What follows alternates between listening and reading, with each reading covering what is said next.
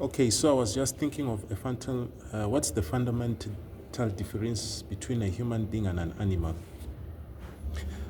So, when we study science, some people say that human beings are the same as animals, and there's some theory like Darwin's theory that we evolved from animals.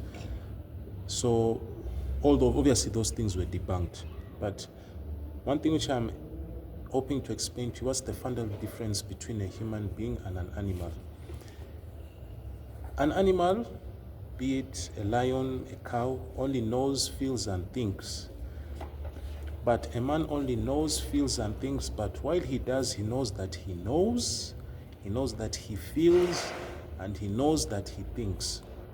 In other words, while the animal is conscious of the surroundings around them, a human being is self-conscious. They are conscious about themselves, what's inside, to the extent that their consciousness of their inside is able to relate with their surroundings, which is a perfect creation of Allah subhanahu wa ta'ala.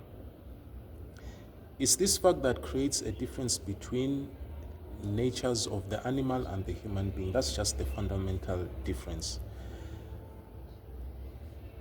The desires that are particular to men are the desires of the self and conscious of the self.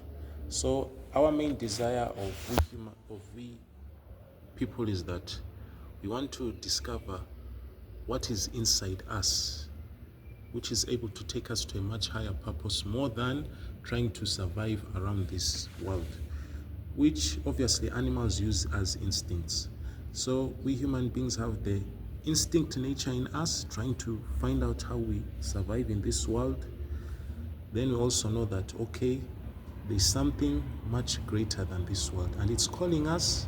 And where can we hear it? Inside our nerves, drawn to beautiful ideas like justice, love, goodness.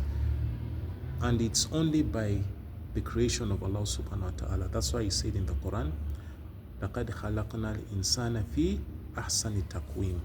Allah subhanahu wa ta'ala created us the best of creation.